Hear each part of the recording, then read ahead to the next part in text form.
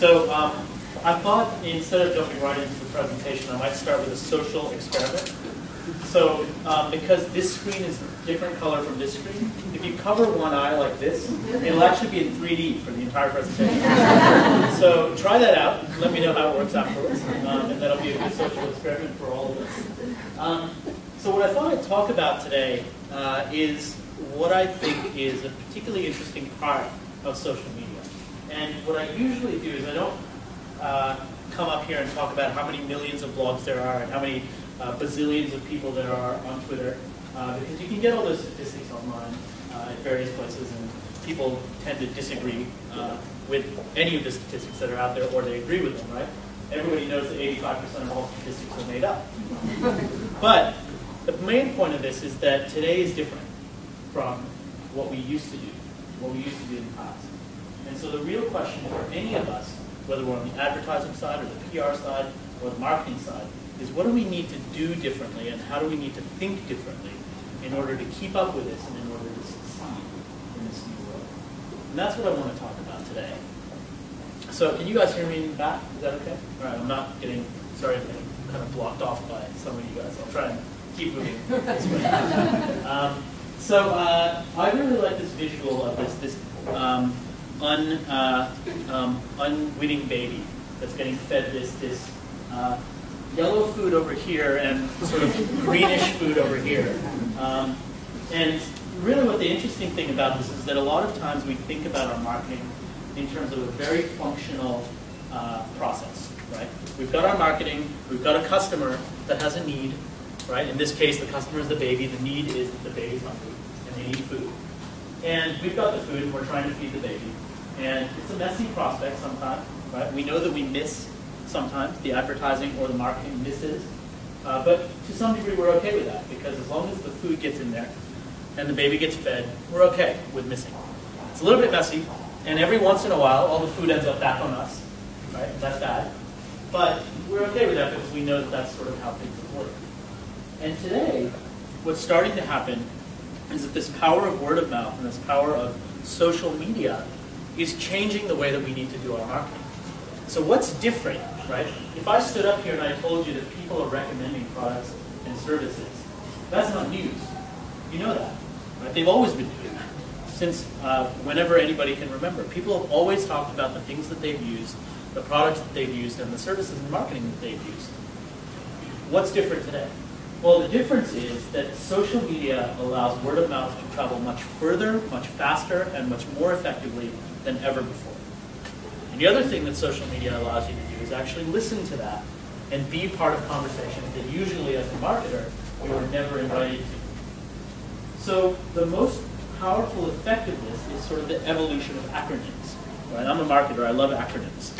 And one of the big acronyms is B2C, right? That's where we start, business to consumer. Then we've got B2B, which is an entirely different thing. If you define yourself as working in B2B, then that's a very separate pillar.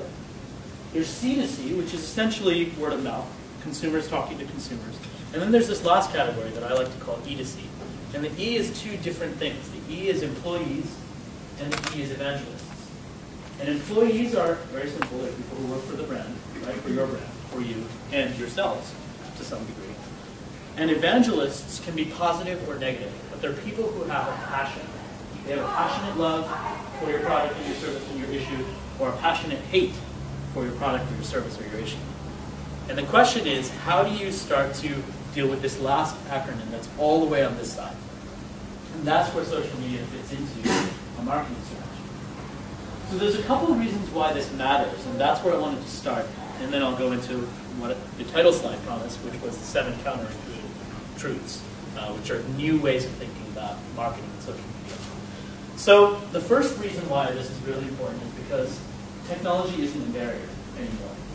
Anyone can create content without any knowledge of technology at all today. Well, they need to know how to get on the computer, right? But that's the basic level. They don't need to know all of this stuff on the left that was technical coding. They don't need to know how to edit a video. They don't need to know how to Photoshop an image, although that's becoming more common that people know how to do that. Right? They can just plug their device in, or they can just go to an interface like that interface on the right-hand side, which is the actual interface I use to blog on my blog. They can post something in there as easily as they send a Yahoo email or a Gmail. That's how easy it is. So anybody can create this content, and anybody can publish their opinion. Now that doesn't mean everybody's reading it, and that doesn't mean that it's all good. Because just because you can do this doesn't mean that it's going to be good. But the question and the problem that that raises for all of us as marketers is, with this flood of content, right, and some people estimate that by 2015, content on the internet is going to double every 72 hours. Picture that. Every 72 hours, all of the content on the internet doubled. Because everyone can create it.